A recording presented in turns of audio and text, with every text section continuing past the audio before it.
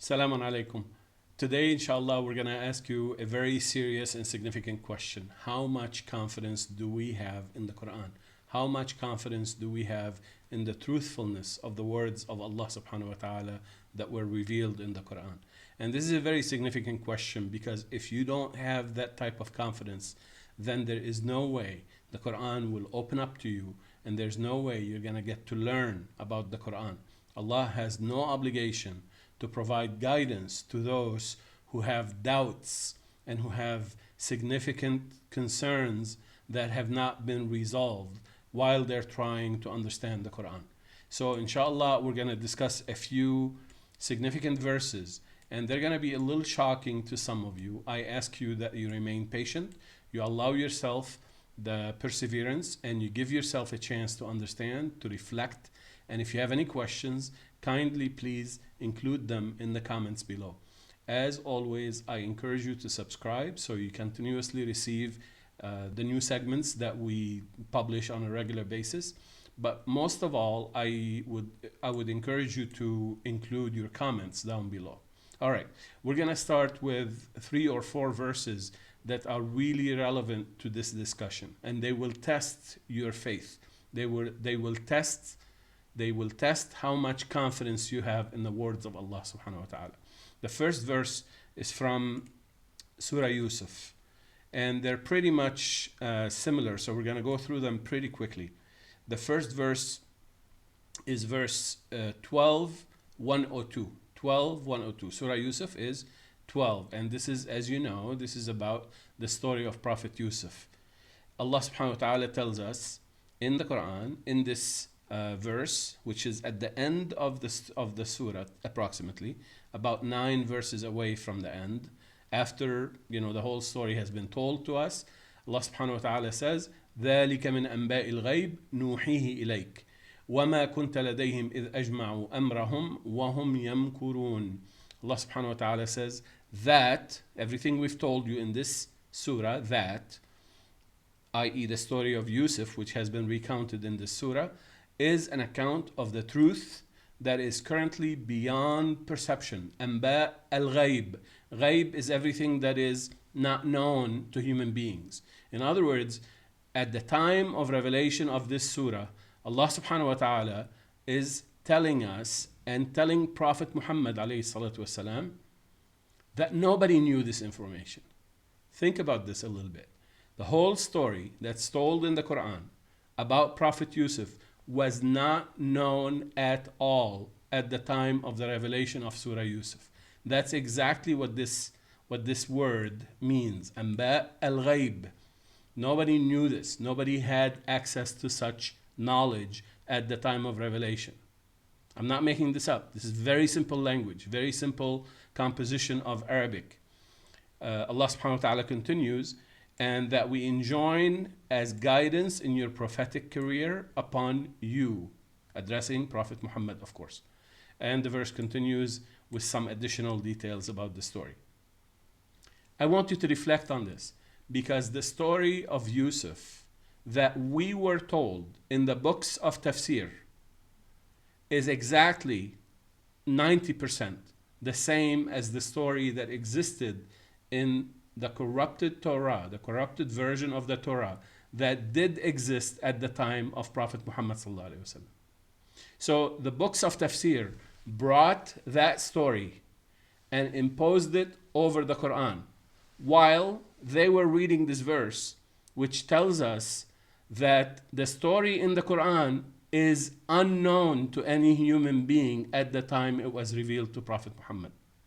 Now, this doesn't stop here.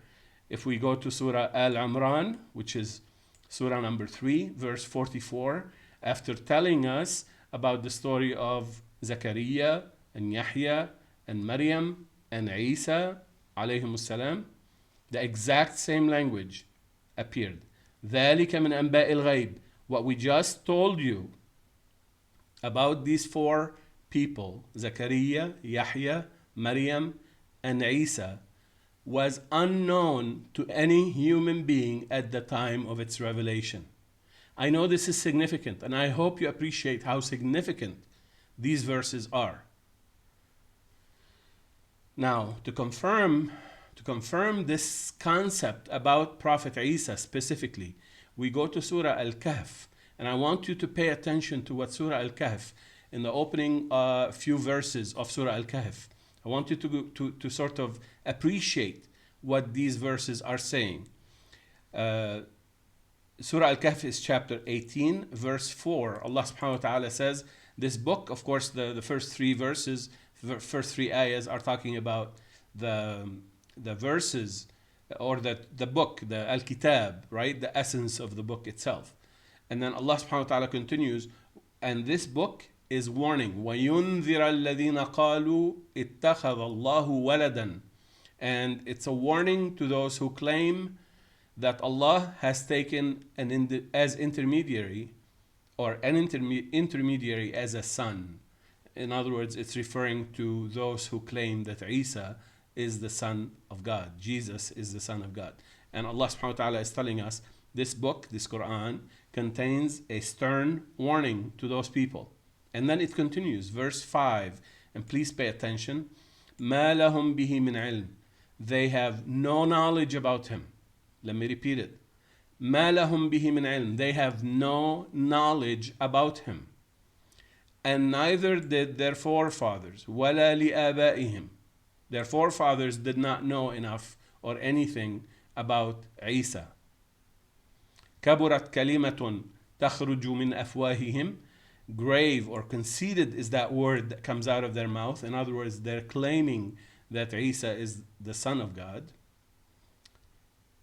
Everything they say is but lies. إِن يَقُولُونَ إِلَّا كَذِبًا. Everything. This sentence right here that I'm highlighting is the strongest form of negation in Arabic, in the Quranic Arabic. إِن يَقُولُونَ إِلَّا كَذِبًا. Everything those people say about Isa and his mother are lies. Now stop and think about this a little bit. Was the story that we were told in the books of tafsir known at the time of revelation of this verse? The answer is yes, except for a few details about Jesus not being killed and so on and so forth. But for example, the fatherhood or the miraculous birth of Isa was pretty much known at the time of revelation of this verse. And yet this verse is saying everything they say is a lie. Everything they say is a lie. I hope you're shocked. I hope you're taking this very seriously, because we're going to see a little bit more. Now we continue in verse 11:49. This is about the story of Prophet Noah. Allah subhanahu wa ta'ala gives us a very similar stern warning. After telling us the story of Noah in Surah Hud, chapter 11, Allah subhanahu wa ta'ala repeats a very similar phrase to what we have seen before. Tilka min anba'i al-ghayb. That story, the story of Nuh that we just recounted in Surah Hud, is an account of the truth that is currently beyond perception. Nobody is able to perceive it or understand it. Nobody has access to that knowledge at the time of revelation of this surah. And that we enjoin as guidance in your prophetic career upon you, O Muhammad. So in other words, at the time this revelation came to Prophet Muhammad sallallahu alaihi wasallam, the story of Nuh that is reported in the Quran was not known to anybody. And yet, the books of tafsir went to the corrupted versions of the Torah, which existed at the time of Prophet Muhammad sallallahu alaihi wasallam, and a couple of hundred years afterwards, when the books of tafsir were penned and written and presented to the masses. They brought those stories and forced them upon the Quran. In other words, those three verses that we just saw, 11:49, which confirms the story of Prophet Nuh, is totally different than anything that anyone knew at the time. The story of Zakaria, Yahya, Maryam, and Isa alayhim salam, again, it is part of ghaib at the time of revelation. And the first verse that we read from Surah Yusuf, the same thing. These stories were totally part of ghaib. And yet, the books of tafsir went to the Christian sources or the Jewish sources, brought their stories and imposed them on the Quran, totally neglecting these verses. And then again, I ask you, how much confidence do you have in the Quran? Is Allah subhanahu wa ta'ala telling us the truth in these verses? If you believe that Allah is telling us the truth in these verses, that means all the stories, at least these three that we were told about these three situations, the first one with Prophet Yusuf, the second one with Zakaria and Yahya and Isa and Maryam, and the third one with the story of Nuh, they're wrong. They're not representing the stories that really the Quran is trying to tell us. They appeared that way at the surface. The Quran appeared to be telling us the same story, but these verses are specifically telling us it's not what you think. These stories are different. Nobody knows these stories. Finally, I will leave you with this verse. إِنَّ هَذَا لَهُوَ الْقَصَصُ الْحَقِّ. This is from Surah Al-Imran, verse 62. Allah subhanahu wa ta'ala confirms, these stories in this book are the true stories. These stories in this book are the truth. إِنَّ هَذَا لَهُوَ الْقَصَص الْحَقِّ. The ultimate truth, the absolute truth. وَمَا مِنْ إِلَهٍ إِلَّا اللَّهِ. There is no deity except Allah. وَإِنَّ اللَّهَ لَهُوَ الْعَزِيزُ الْحَكِيمُ. And Allah is the mighty, the source of discernment, Hakim. Now, if we believe that these verses are true, we have to put a huge, bold, flashing, lighted question mark on all the stories that were reported to us in the books of tafsir. It turns out, using the methodology that Allah subhanahu wa ta'ala has opened up these stories and allowed us to really understand how wonderful and beautiful and different the Quranic stories are compared to the stories that were brought and imported and shortcutted from the corrupted version of the Torah and from the corrupted version of the Injil, the Christian sources and the Jewish sources. Inshallah, in future segments, we shall address some of these aspects, and we shall touch on some elements of these stories, and we should start unraveling slowly but surely the verses that discuss these stories. I also promise you that every single story about any prophet or messenger mentioned in the Quran turned out to be different than those that resemble them in the old corrupted versions of the old scriptures. I hope that you reflect on this.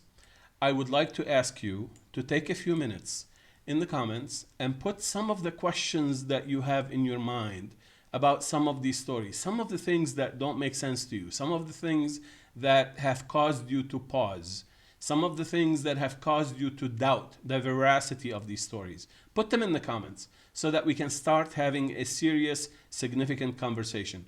I promise you, we're gonna be on our way to retake our deen back, to retake the veracity of the Quran back from the wrongful and the erroneous stories that we were told and we were raised on. I don't care who told us what. If we have full confidence in the Quran, if you have full confidence in the Quran, you have to surrender to these verses. You have to ask, do I need to revisit and reconsider that maybe what we were told and what we were taught is wrong? I ask Allah subhanahu wa ta'ala to make us among those who see the truth and submit to the truth and really feel confident and happy that Allah subhanahu wa ta'ala is relaying and revealing to us sources of knowledge through the Quran. If we have the confidence in Allah subhanahu wa ta'ala, Allah subhanahu wa ta'ala will teach us and will open up the ways and the gateways to true knowledge. I thank you for watching. Please don't forget to subscribe, like, and comment. And inshallah, we will see you in the next segment. Salamun alaikum.